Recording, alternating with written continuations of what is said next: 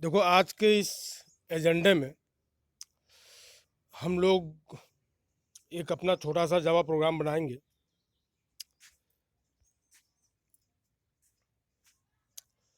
और मैंने यहाँ पे लिखा है से hi to Java. It is going to be our first Java program. I have created a class whose name is hello. और इस क्लास में मैंने एक मेन मेथड जो है बनाया हुआ है। देखो, दो चीज़ें होती हैं। एक को हम लोग बोलते हैं मेथड और एक को हम लोग बोलते हैं फंक्शन। प्रोसीजर और फंक्शन दो चीज़ें होती हैं। प्रोसीजर क्या होता है कि प्रोसीजर जब भी कॉल होगा वो कोई वैल्यू जो है रिटर्न नहीं करेगा। यानी प्रोसीजर का जो रिटर्न टाइप होता है वो हमेशा वाइड होता है। इसके ठीक अपोजिट देखो तो जो फंक्शंस होते हैं, फंक्शंस जब भी कॉल होंगे वो कोई ना कोई वैल्यू हमको रिटर्न करेंगे। तो जैसे हम लोगों ने सी प्रोग्राम में देखा कि हम लोगों का जो प्रोग्राम था वो मेन मेथड से स्टार्ट हो रहा था। सी प्लस प्लस में भी प्रोग्राम का स्टार्टिंग पॉइंट जो है वो मेन होता है, और उसी तरीके से जावा में भी प्रोग्राम की स्टार्टिंग पॉइंट जो है वो मेन मेथड ही होती है।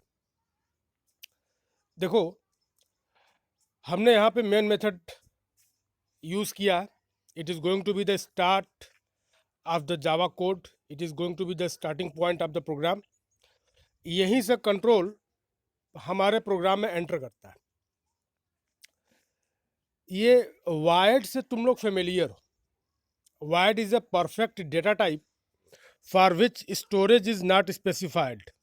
अगर कोई पूछता है कि ये वायर्ड क्या है, तो wired is a data type. ठीक है, wired is a data type for which storage is not specified, जिसके लिए कितने बाइट का स्टोरेज होना चाहिए ये स्पेसिफाई करके नहीं रखा गया है। तो हम लोगों ने सी प्रोग्रामिंग में, सी प्लस प्लस प्रोग्रामिंग में वायर्ड को भी देखा है और मेन को भी देखा है। ठीक है, हम लोग यहाँ पे जो है स्टैटिक कीवर्ड भी सी में देख चुके हैं और सी प्लस प्लस में देख चुके हैं। देखो, सी और सी प्लस प्लस में जो वेरिएबल्स को लेके हम लोग बात करते हैं, तो स्टोरेज क्लास को चार तरीके में बांटा गया in case of C and C plus plus. तो सी में जो स्टोरेज क्लास है वो चार तरीके की है, सी प्लस प्लस में भी चार तरीके की है। तो कौन कौन से वो स्टोरेज क्लास है? तो पहला होता है ऑटोमेटिक, ऑटोमेटिक क्लास। फिर आता है रजिस्टर, फिर आता है स्टैटिक, और फिर आता है एक्सटर्न। तो ये स्टैटिक कीवर्ड भी हम लोगों के लिए नया नहीं है। तो हम लोगों के लिए तीन चीज़ें बिल्कुल नई नहीं है।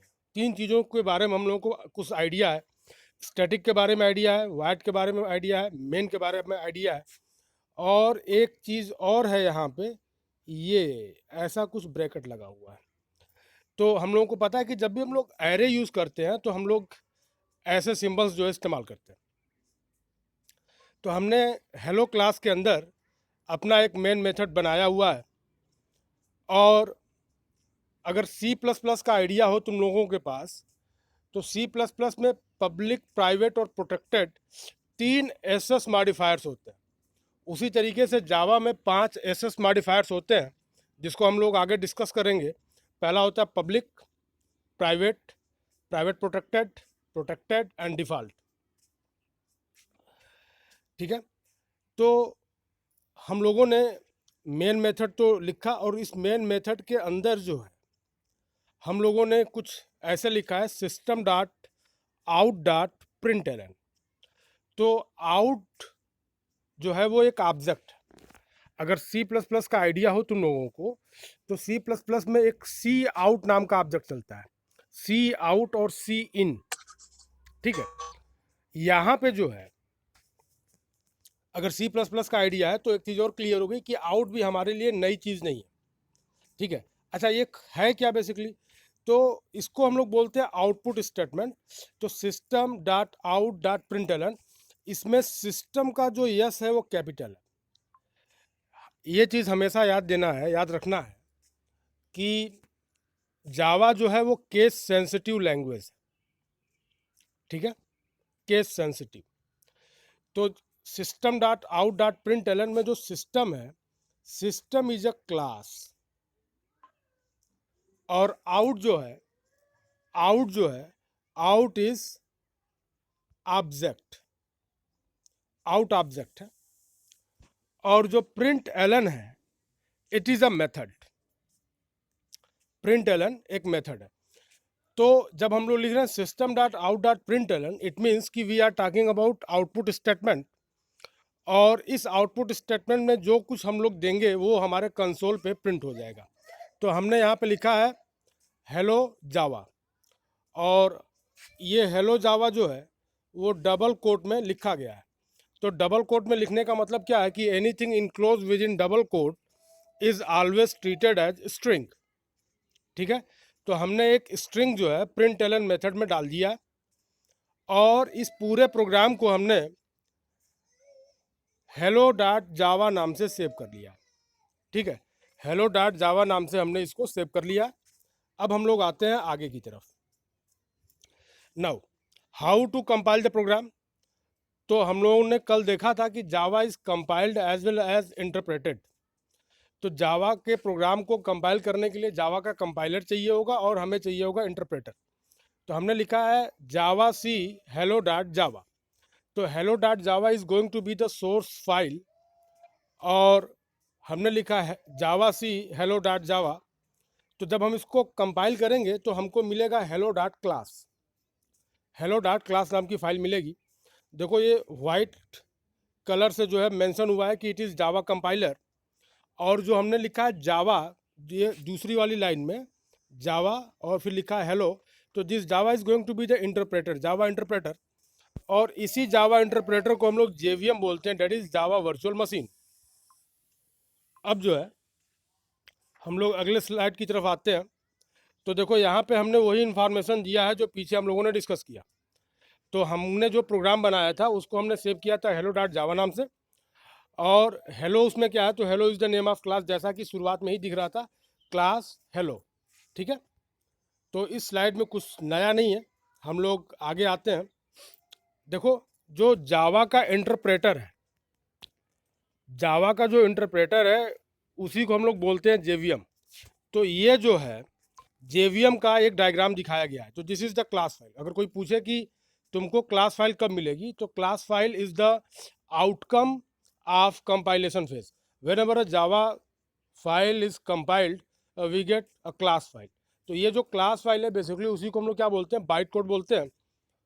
और ये बात इसके पहले वाले लेक्चर्स में डिस्कस हुई थी कि जो जावा का बाइट कोड है it is platform independent, means कि तुम इसको एक मशीन से दूसरे मशीन पे पोर्ट करा सकते हो, और जहाँ पे भी लेके जाओगे अगर वहाँ पे जेवीएम उपलब्ध है तो जेवीएम उस बाइट कोड को इंटरप्रेट करके आउटपुट को जनरेट कर देगा, ठीक है। तो ये जो जेवीएम का स्ट्रक्चर है इसमें जो क्लास फाइल दिख रही है, this class file will be loaded by the class loader. फिर अपना जो जेवीएम है वो उसको क्या करेगा, एग्जीक्यूशन इंजन का इस्तेमाल करके उस एग्जीक्यूट कराएगा। ये जो मेथड एरिया है, method area is use to store the method. Method की हमेशा सिंगल कॉपी बनेगी। This is the heap. Heap is use to store Java objects. ये वही जावा ऑब्जेक्ट्स हैं जिनको कल हम लोगों ने देखा था। और जावा ऑब्जेक्ट के बारे में मैंने एक बात कहा था कि Java objects are polymorphic in nature. This is the Java stack. Java stack जब भी फंक्शन कॉल होगा तो स्टैक की ज़रूरत पड़ती है। This is the program counter register, means अगला कौन सा इंस्ट्रक्शन एग्जीक्यूट होगा, ठीक है। तो पीसी रजिस्टर में ये इंफॉर्मेशन स्टोर होगी। और देखो एक टर्म आया जिसको बोलते हैं नेटिव। तो नेटिव मेथड बोलने का मतलब क्या है, वो मेथड्स जो जावा के मेथड्स नहीं है, जिनको जावा में नहीं लिखा गया, उनको हम लोग बोलते हैं नेटिव मेथड्स। तो नेटिव मेथड्स जो होते हैं अमूमन लो लेवल लैंग्वेजेस के मेथड होते हैं, जैसे सी और C++। और ये हमारा एग्जीक्यूशन इंजन है। This execution engine is responsible to generate the output और ये आउटपुट कैसे जनरेट होगा, जब हमारी क्लास फाइल, हमारा बाइट कोड इंटरप्रेट होगा। ठीक है, तो this is the overall structure of JVM। ठीक है, अब हम लोग आते हैं आगे। देखो यहाँ पे क्या दिखाया गया है, यहाँ पे ये बताया गया है कि कंपाइलेशन और इंटरप्रिटेशन कैसे होगा। तो सोर्स कोड है, सोर्स कोड को तुम लोगे, उसको कंपाइल कराओगे, कंपाइल करने के बाद तुमको बाइट कोड मिलेगा। उस बाइट कोड, देखो ये बाइट कोड है, this is the byte code. And what is the property of the byte code? The byte code can be ported from one machine to another machine. ठीक है, तो ये जो बाइट कोड है, यही जावा की सबसे बड़ी खूबसूरती है।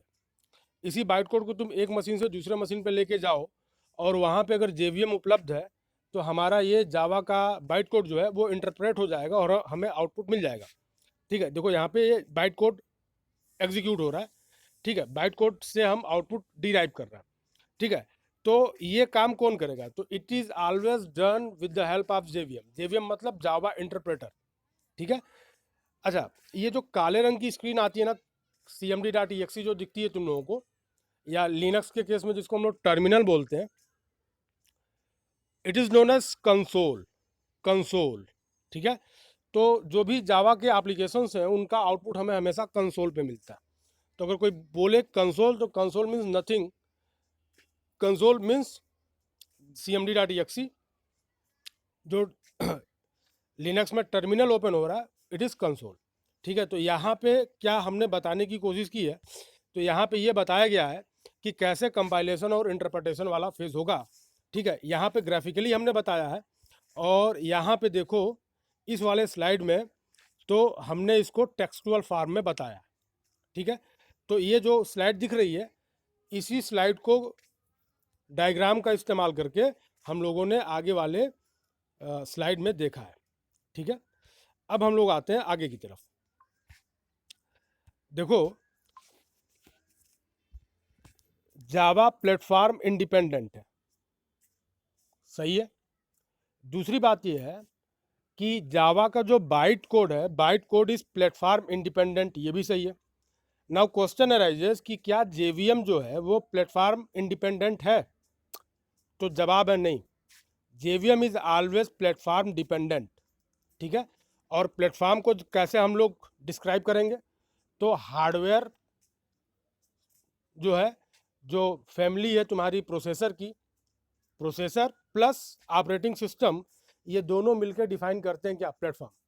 तो प्लेटफॉर्म में दो एंटिटी है, पहला हार्डवेयर है और दूसरा ऑपरेटिंग सिस्टम है। इन दोनों एंटिटी में से कोई भी एक एंटिटी अगर चेंज हो जाएगी तो हमारा प्लेटफॉर्म चेंज हो जाएगा। मसलन ये हमारा जावा का सोर्स कोड है, इस जावा सोर्स कोड को हमने जावा सी कंपाइलर से कंपाइल किया। Now we have the byte code.